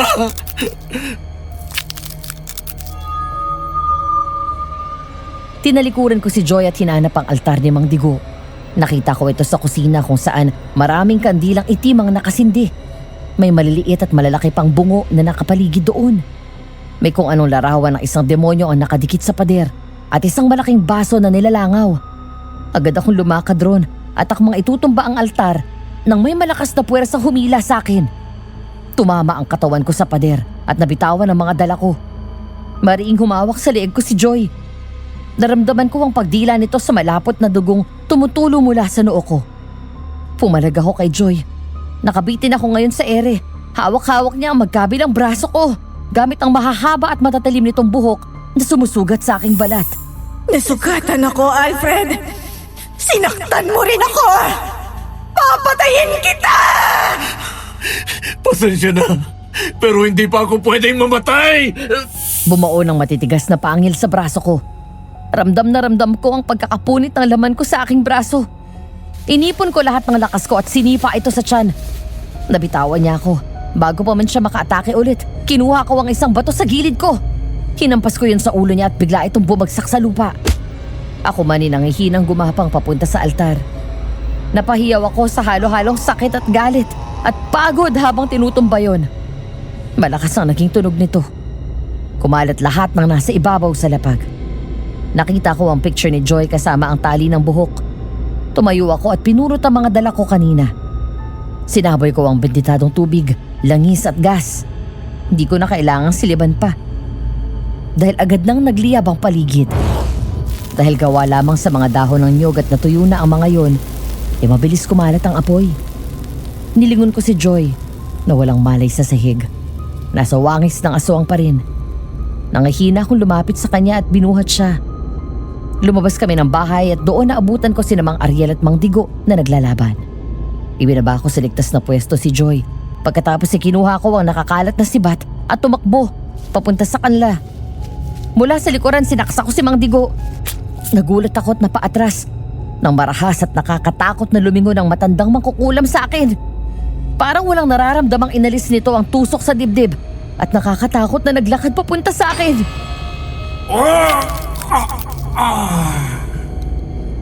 Ikaw! Ako nga. Alisin mo ang sumpa mo kay Joy! Alisin mo! Isasama ko sa impyerno ang kaluluwa niya! Wah! Huwag kang makinig sa kanya! Nilalansin niya ang utak mo! Kuhanin mo ang buntot pagi at ipulupot mo sa kanya! Mamamatay ka rito! Pagbabayaran mo ang ginawa mo kay Joy! Nasira mo ba ng altar ko? Naputol man ang sumpa ay hinding-hindi na magiging tao pang muli ang minamahal mo! Sa galit, walang pagdadalawang isip kong kinuha ang buntot pagi at sumugod. Pinaghampas ko ang matanda, ngunit nasalag niya lang ito. Tinabig nito si Mang Ariel na parang isang magaang papel. Tinaas ni Mang Digo ang kamay nito sa ere at umangat ako roon. Nanlaki ang mga mata ko. Joy, gumising ka. Natatangi kong alagad. Panginoon ko. Oras na ng pagkain. Nang sabihin niyo ni Mang Digo ay akala ko magiging katapusan ko na talaga, Madam Venus. Akala ko kakainin na ako ni Joy dahil tumakbo siya papunta sa gawi ko. Kaya mariin akong pumikit at hinintay na sumirit ang matinding sakit sa aking katawan. Ngunit wala akong naramdaman, kundi ang pagbagsak ng katawan ko sa lupa. Namamanhid ang buong katawan ko. Para may umaagos ng dugo sa aking tiyan. Agad ako nagmulat at nakita ko si Joy na hawak-hawak si Mang Digo sa magkabilang braso gamit ang buhok nito. At walang ano-anong hinila nito yon ng magkasabay. Anong ginawa mong taksil ka? Ang dapat na matagal ko nang ginawa. Binigyan kita ng kapangyarihan. Mali! Nilinlang mo ako sa pekeng kapangyarihan! Kuhanin mo ang puso niya at durugin habang pinababalik ko sa impyerno ang demonyong tinawag niya!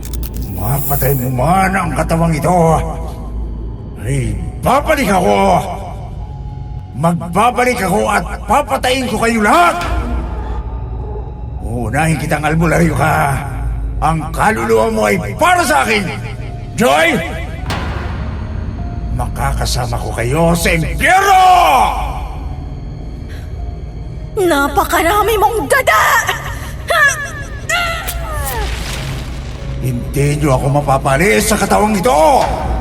Doon ka nagkakamali! Exorcisamos te omnes immundos spiritus omnes satanica possestas omnes incursio infernalis adverari omnes lego omnes congregatio et secta diabolica ut ecclesiam tuam sicurativi fascias liberate serberete rugamos audinos.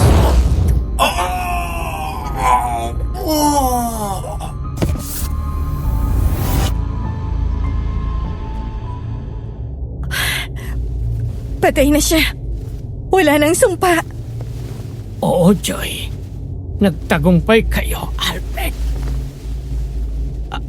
Albert! Alfred! Joy, May nakasaksak sa'yo. Sandali. Bubunutin ko. Huwag ka na magsalita.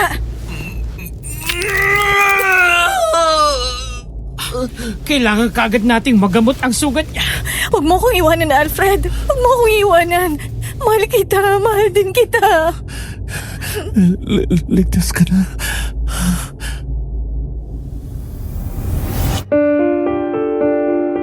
Ang huli kong natatandaan ay ang pagpapalaho ng iyak ni Joy, Madam Venus. Pagkatapos po noon ay nilamon na ako ng malaking kadiliman. Akala ko hindi ko na ulit makikita ang liwanag. Pero nagmulat akong muli at sumalubong sa akin ang maganda niyang mukha. Gising ka na. Mang Ariel, gising na po si Alfred. Albert, masaya ako at nagising ka na. Kumusta ng pakiramdam mo? Itong tubig, oh. Inom ka ng marami.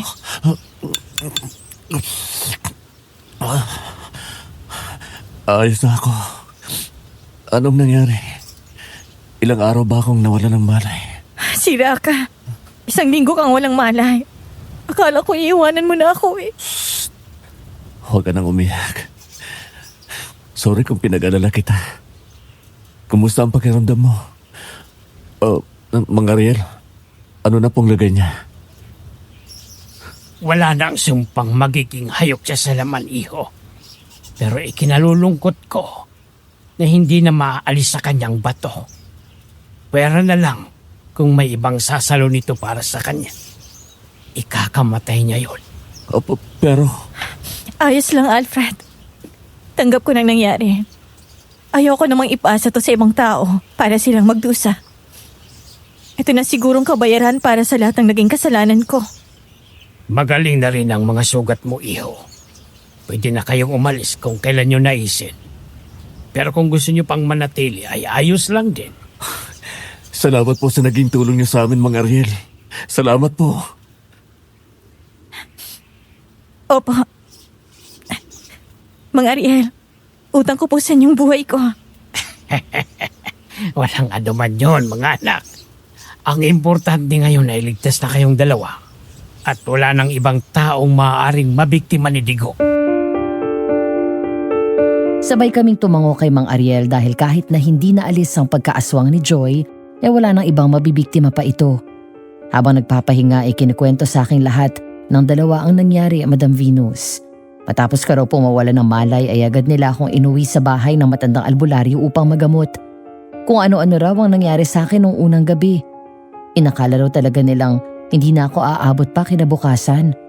Pero laking gulat daw nila nang biglang umayos ang pakiramdam ko. Yun nga lang daw, 2 linggo akong natulog. Binawi ang mga lakas na nawala noong nakipaglaban kami kay Mang Digo. Ilang araw pa po kaming nagpahinga sa tahanan ni Mang Ariel bago nagpasyang umuwi na. Hinatid pa kami ng matanda sa sakayan ng bus. Nagpasalamat kami sa kanya at niyakap namin siya ng mahigpit dahil walang kasiguraduhan na makikita po ulit namin ang matanda. Maraming naging tanong ang kabaryo namin kung saan kami nagpunta at ano nangyari sa amin ni Joy. Pero nanatiling tikom ang aming mga labi. Si Vincent at Agatha, hindi kami pinapansin pero wala naman kaming pakialam dun. Basta kinuha ko ang mga gamit ko sa bahay namin at nagpasa ng formal resignation sa aking trabaho. Kasabay noon ang pagsasara ng kabanata ng buhay namin sa aming baryo. Pumunta kami sa lugar na walang may kakilala sa amin. Sa Bulacan, kung saan kami nag-umpisa ng bagong buhay. Tahimik, masaya, payapa.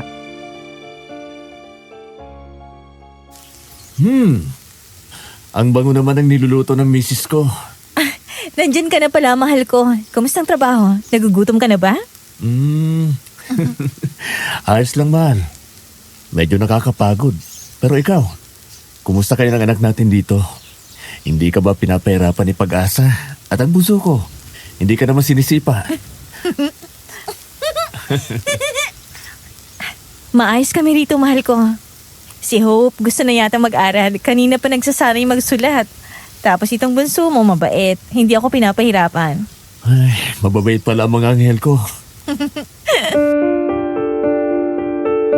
Opo, kinasal kami sa Huwes, Madam Venus. Matapos naming makarating sa Bulacan. Hindi ko pa pinatagal pa ang aming paghihirap. May mga anak na rin po kami. Si Hope na 2 taong gulang na at ang pinagbubuntis ni Joy na hindi pa namin alam ang kasarian. Wala na po kaming balita sa kakambal ko at kina Mang Ariel. Tumahimik na po ang buhay namin dito. Pero minsan nangangamba pa rin ako para sa kaligtasan ni Joy. Oo nga't hindi siya kumakain ng tao at puro laman lang ng hayop. Pero baka malaman ng mga tao kung ano siya, gumawa sila ng masama. Kaya sobrang pag-iingat namin na may makaalam sa tunay na siya. Pero katulad ng madalas na sinasabi sa akin ng mahal kong asawa, saka na lang namin isipin ang mga ganoong problema. Dapat ngayon, maging masaya kami. Natutunan ko pong dapat kung magmamahal tayo, Madam Venus, ay totoo at wagas. Dapat kaya nating piliin ang kasiyahan ng mahal natin at protektahan ito. Maraming salamat po sa inyong pagsalaysay sa aking istorya, Madam Venus. Naway nakapulutan po ito ng aral ng inyong mga avid listeners. At kahit mahirap paniwalaan ay paninindigan ko ang katotohanang binitawan ko sa liham na ito. Muli maraming salamat at mag-iingat po ang lahat. Gumagalang, Alfred. Maraming salamat din, Alfred, sa pagbabahagi ng iyong kwento. Nakakatuwang isipin na ang pagmamahal ay hindi lamang natatapos sa isang mapait na karanasan. Pinatunayan niyo lang sa amin na dapat talaga'y tumingin tayo sa paligid natin dahil baka naroon lang para ang para sa atin. Sana'y mamuhay kayo ng maligaya at payapa ni Joy. Masaya ako para sa inyo. Kayo avid listeners, kung kayo ang nasa posisyon ni Joy, gagawin niyo rin ba ang ginawa niya? At sana wag ninyong lokohin ang mga girlfriends, partners at mga asawa ninyo ha? Gaano man kayo natutukso ay wag niyo pong gagawin dahil iba ang sakit na dulot noon sa isang tao. So tandaan nyo, kung ayaw nyo na sa mga asawa o kasintahan ninyo, pwede naman kayo makipaghiwalay bago maghanap ng iba. Respeto ang unahin natin sa lahat. At hanggang dito na lamang, sana magustuhan po ninyo ang bago nating video. Maraming salamat po!